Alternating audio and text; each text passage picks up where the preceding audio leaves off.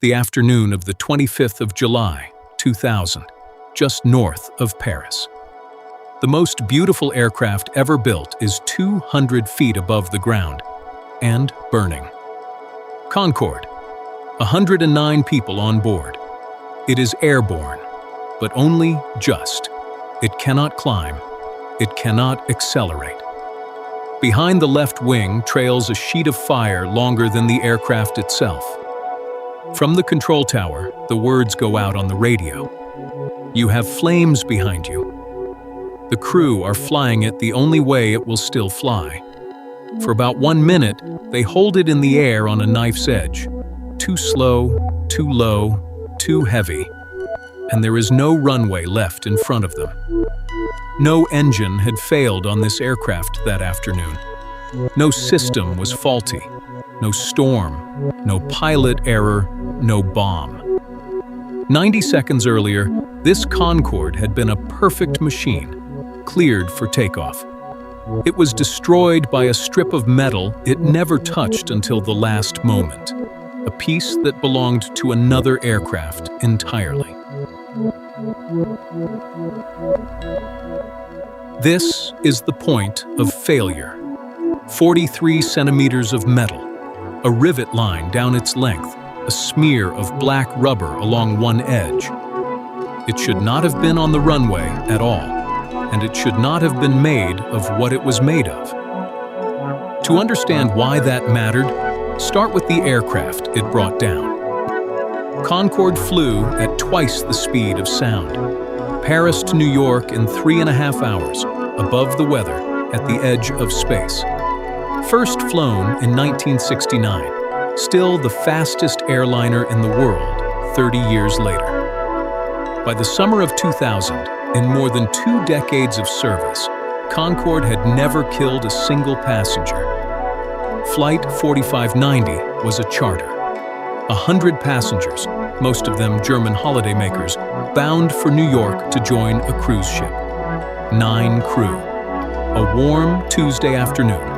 A routine departure from Roissy, Charles de Gaulle. For the people on board, this was the glamorous part of the holiday. 3.5 hours across the Atlantic on the fastest airliner ever built. But 5 minutes before Concorde lined up, another aircraft had used that same runway, and it had left something behind. The aircraft ahead was a Continental Airlines DC-10, bound for Newark. As it rolled down runway 26 right and lifted away, a part worked loose from the housing around one of its engines and fell to the concrete. A wear strip, a thin metal blade that sits inside an engine cowling. On this DC-10, it had been replaced just 16 days earlier. 5 minutes later, Concorde turned onto the same runway, from the tower. Runway 26 right, wind 090, 8 knots, cleared for takeoff. A light tailwind. The aircraft was at its maximum takeoff weight. Neither detail alarmed anyone. They were inside the margins, barely. The throttles came up. 100 knots, 150, V1. The speed past which you no longer stop. You fly. The aircraft rolled on toward rotation, exactly on the numbers. Later, the investigators would confirm it. Up to this instant, Concorde was performing precisely as designed.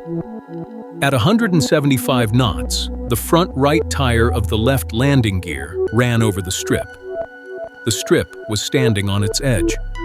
It sliced into the tire like a blade, and the tire came apart. A piece of that tire, roughly 4.5 kilograms of rubber, was thrown upward at around 500 kilometers an hour. It struck the underside of the left wing, which is exactly where Concorde kept its fuel. Concorde carried its fuel in the wings, tank after tank, filling the delta. Tank number 5 sat directly above that landing gear, and on takeoff, it was full. The rubber did not tear through it. There was no gaping hole punched by the impact. What happened was stranger and worse. The tank was full, and liquid does not compress. When the heavy fragment slammed into the skin, the impact drove a pressure wave through the fuel inside. That wave, and the flexing of the tank wall, tore a large section of the tank open from the inside out. The piece that failed showed no impact mark at all. It was found on the runway, ripped away from within. A full tank, punched hard from outside, had split like a water balloon. Now, the strip itself. Here is what the investigation found in the laboratory. The manufacturer's manual specified this part be made of stainless steel, a little over a millimeter thick, cut and drilled to a template. The strip recovered from the runway was not stainless steel. It was a titanium alloy, harder, stiffer, and it did not belong there. The BEA put it plainly. The strip fitted in Houston had, in their words, neither been manufactured nor installed in accordance with the manufacturer's procedures. The part was the wrong material.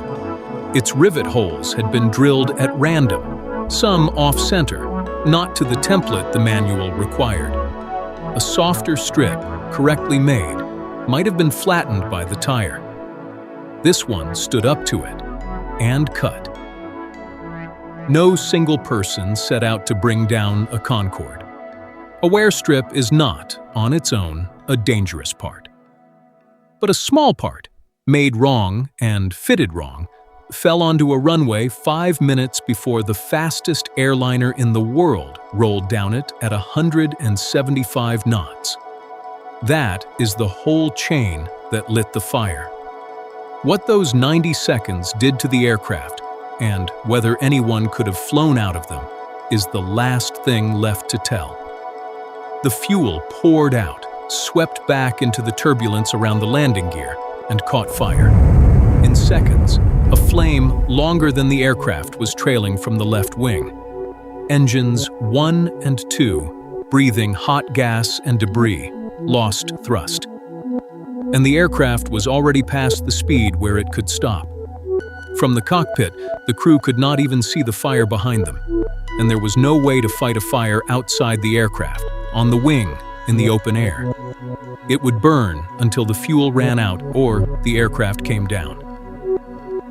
The crew rotated early and got it into the air. It should have been the moment things improved. It wasn't. The landing gear would not retract, a door jammed by the damage. So the aircraft climbed no higher than about 200 feet, dragging its gear and its flame, too slow to accelerate, too damaged to climb. That jammed gear would later feed a second theory, that the gear, not the strip, was the real cause. Remember it. For roughly 1 minute, they held it there. From the ground, the tower confirmed the worst. You have strong flames behind you. As you wish, you have priority for a return to the field. The crew spoke of trying for Le Bourget, the small airport just ahead. They never reached it. Engine 1 failed for the last time. On the left side now, there was almost no thrust at all. The nose rose, the aircraft rolled left, and there was nothing left to fly with. At La Patte d'Oie, in the town of Gonesse, the aircraft came down on a hotel. All 109 people on board were killed. 4 people on the ground were killed. Less than 90 seconds had passed from the tyre and the strip to the end. Out of respect, this episode shows the aircraft and the investigation, not the people it carried. The numbers carry the weight without any help.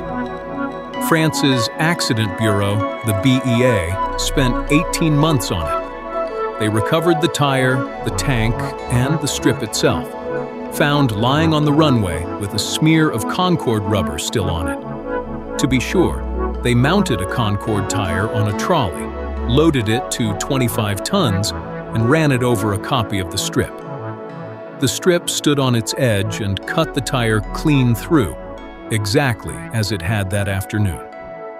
Their conclusion was that exact chain, a part lost by an aircraft 5 minutes ahead, a tire destroyed at high speed, a fragment, a ruptured tank, a fire. There's a second story that circulates online, that a small spacer was missing from that same landing gear, left out during maintenance a week earlier. It is true that it was missing, but the BEA studied it and were direct. Nothing in their research indicated that the absent spacer contributed in any way to the accident. The proof was in the recorders. A landing gear dragging or overheating would have pulled the aircraft offline, and it didn't. Concorde tracked dead straight and accelerated exactly on its design numbers, right up to the instant the tire met the strip. The point of failure was the strip, not the gear. The strip's origin became a decade-long court case. In 2010, a French court convicted Continental Airlines and one of its mechanics over the part. 2 years later, on appeal, that criminal conviction was overturned. The BEA's job was never to assign blame. Under international rules, it is forbidden from doing so. Its finding is technical. The part was the wrong material, fitted the wrong way, and it was on the runway. And that is the lesson this channel keeps arriving at. The wear strip was classed as a minor part, not safety critical, needing no special inspection. On any other aircraft, on any other day, a lost wear strip is swept up and forgotten. It became lethal only because of where it fell, when it fell, and what ran over it. The most dangerous failures are the ones nobody was watching, because nobody thought they mattered. Concorde never fully recovered. It was grounded, modified, and flew passengers again for a while, but the aircraft was aging and expensive, and in 2003 it was retired. No airliner has flown faster since.